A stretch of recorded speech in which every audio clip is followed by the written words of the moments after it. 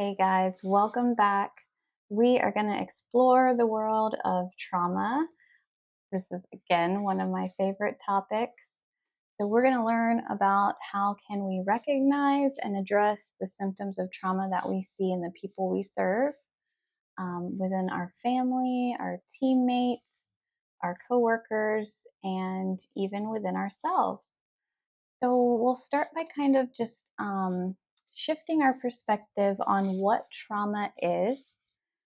Most people, when they think about trauma, they think about something frightening or life threatening, some type of big scenario that alters us, alters our life from that moment on. Trauma is not so much about the actual event. It is about how our body interprets the event, how it processes the sensory information from the event, and what that processing then does to the rest of our brain, body, and nervous system. Our brains interpret trauma as anything that overwhelms our capacity to cope. So, trauma is an interruption of our normal brain's processing pathway, leading to incomplete processing of the event and therefore storing as trauma in our cells, in our memories, and affecting, our brains, our bodies, our beliefs, our relationships. So every bit of information that comes into our awareness starts its processing at the lower level, level one of the right side of the brain. Ideally, every bit of sensory information from every experience that we have would process fully from level 1 to 2 to 3 to 4, and then over to the left side of the brain, which is level 5. So, level 5 is where we assign a story to the event that happened. We create a personal narrative.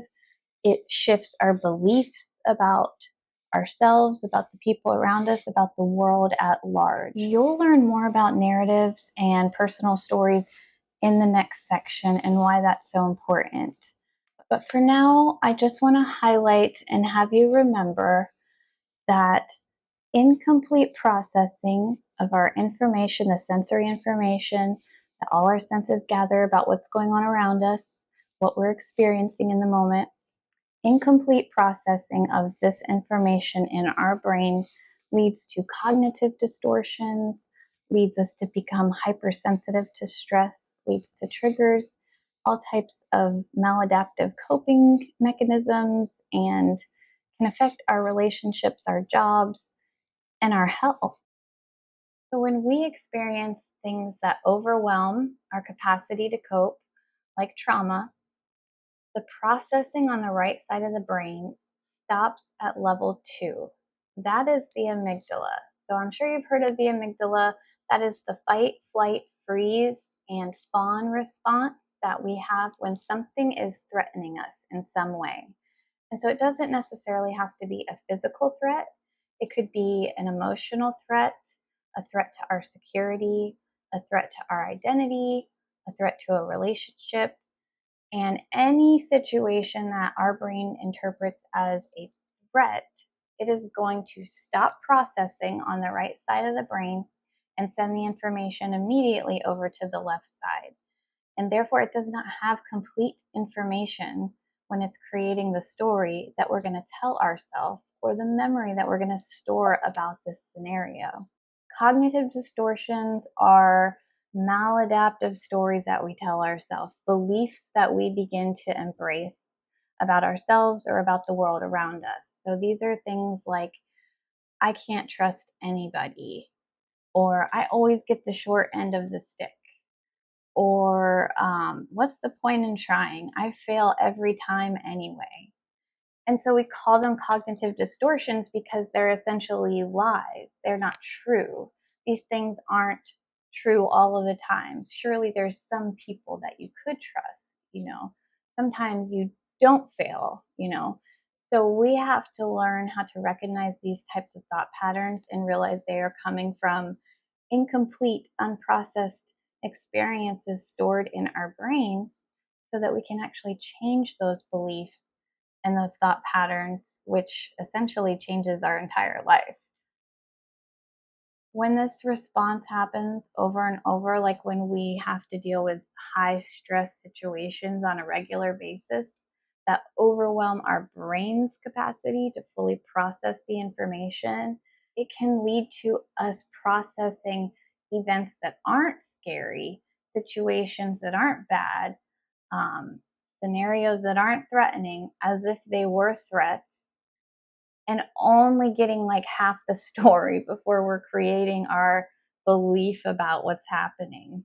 I could tell you from working with hundreds of families and individuals, and as a mentor or as a therapist or as a social worker, our thoughts, what we believe about ourselves and what we believe about the world around us, that is the driving force of our entire life. So if we have some malfunctioning in our thoughts and our beliefs, and we learn how to correct that, we literally change the course of our life. Um, so this information to me is just amazing because it not only shows us why, but it also shows us how do we recover? How do we heal? How do we build our capacity so things don't overwhelm us as much, as often, or as intensely, so that we can be processing our experiences fully most of the time and remain emotionally regulated. We can usually tell if the right side of our brain is processing fully by building our self awareness around a few specific indicators. If we notice that we are feeling like we just want a person or a problem or a situation to go away, or we are locked onto something negative and we can't stop thinking about it, if we feel like the need to run away, to get out of the situation, like I need to leave right now, that's an indicator. If we feel like we need to aggressively interrogate, judge, or fix, that's an indicator.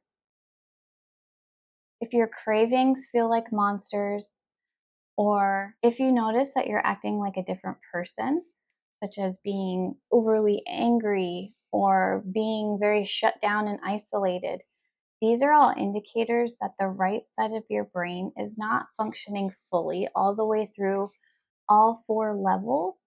And most likely you're stuck at level two. And there's some easy tools that you can use to get that part of the brain back online.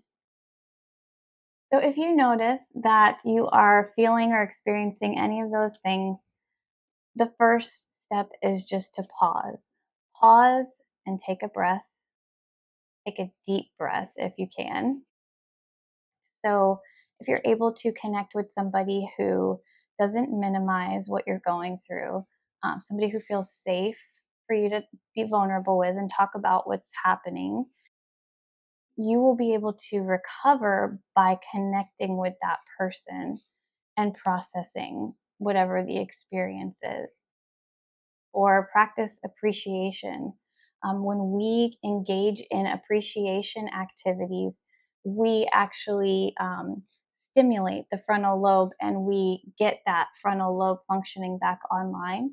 So, these are exercises such as taking a minute and writing down maybe 5 things that you appreciate about the day or about your life in general, or taking 5 minutes and reliving a memory that is a joyful memory that you just, appreciate that you got to experience. Resetting to catch your breath by practicing some deep breathing exercises or some other somatic based exercises will help you also get the frontal lobe of your brain back online and the right side of your brain processing information properly. Everyone can improve their capacity to handle the stress that we deal with in everyday life and the trauma that we experience as we go through life by building their capacity. The part of our brain that is responsible for our emotional regulation is at the very top of the right side of the brain. And it is actually a little piece of the brain that can grow to be the size of a grapefruit.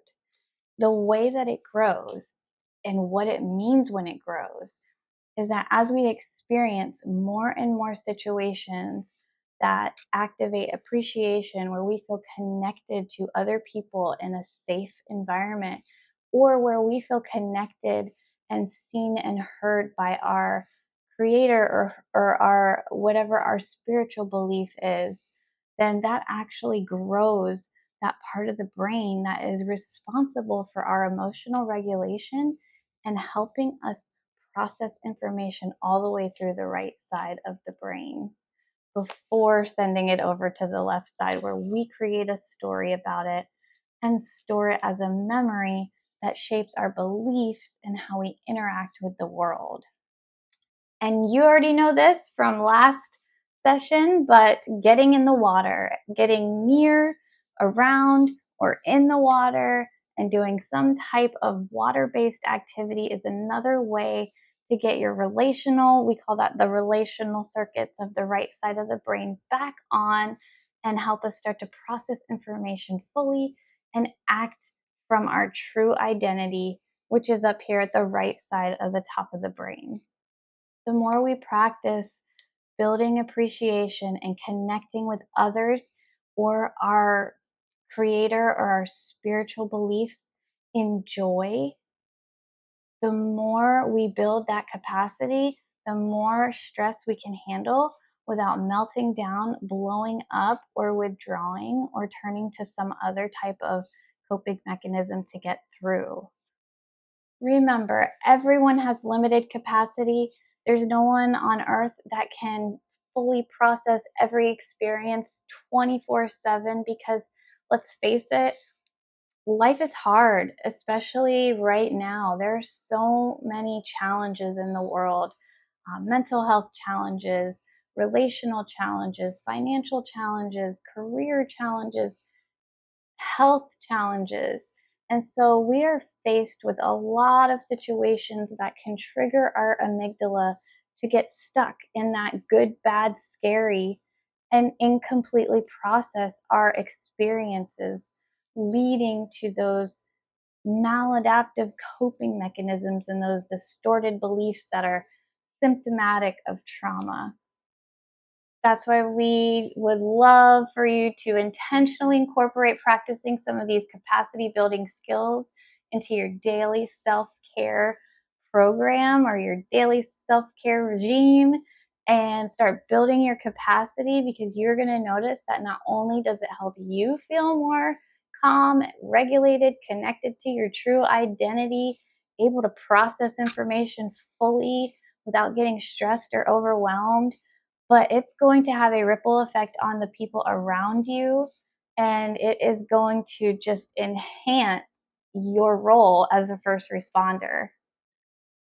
Okay, guys, that's enough for me on trauma. I know that was a longer one. I'll keep them short from here on out. Have a great week. See you next time. Aloha.